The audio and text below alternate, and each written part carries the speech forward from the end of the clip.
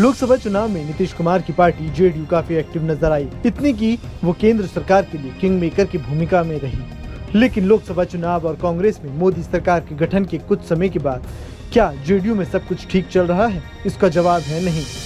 उसकी वजह है पहले केसी त्यागी के उनके पद से इस्तीफा देना और फिर अशोक चौधरी की तरफ से दिए गए भूमिहार पर बयान के बाद सियासी घमासान। जी हाँ, बिहार में इन दिनों सियासत गरमाई हुई है। वजह है जेडीयू नेता और बिहार सरकार में मंत्री अशोक चौधरी।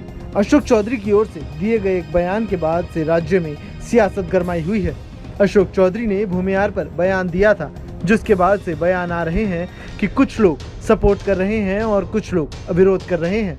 अब बीजेपी के भूमिहार नेता और पूर्व मंत्री सुरेश शर्मा ने अशोक चौधरी पर जमकर हमला बोला है। अशोक चौधरी का एक वीडियो क्लिप सोशल मीडिया पर वायरल हो रहा है, जिसमें अप्रत्यक्ष रूप से जहानाबाद लोकसभा सीट पर पार्टी की हार के लिए भूमिहार जाति को जिम्मेदार ठहरा रहे हैं।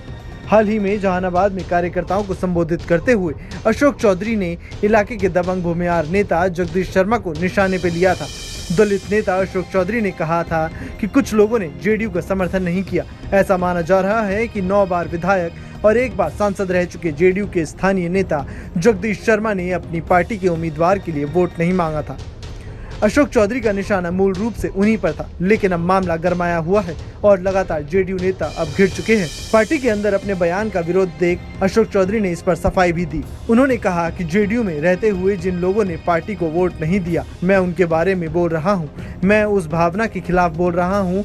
मैंने उनके बारे में बोला जो पार्टी में हैं और पार्टी को आगे बढ़ाना चाहते हैं। इसके बाद केसी त्यागी ने जेडीयू के राष्ट्रीय प्रवक्ता के पद से इस्तीफा दे दिया। हाल के दिनों में केसी त्यागी एनडीए का हिस्सा रहते हुए बीजेपी की नीतियों की खुलकर आलोचना करते थे।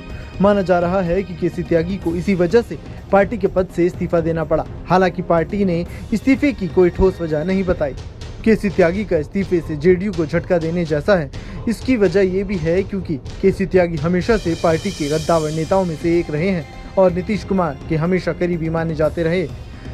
हालांकि केसी त्यागी के इस्तीफे की वजह कुछ भी हो, लेकिन आरजेडी कहीं ना कहीं मन ही मन मुस्कुरा रही है और कोशिश में होगी कि जेडीयू को ऐसा ही झटके मिलते रहे। Bureau report, news nation.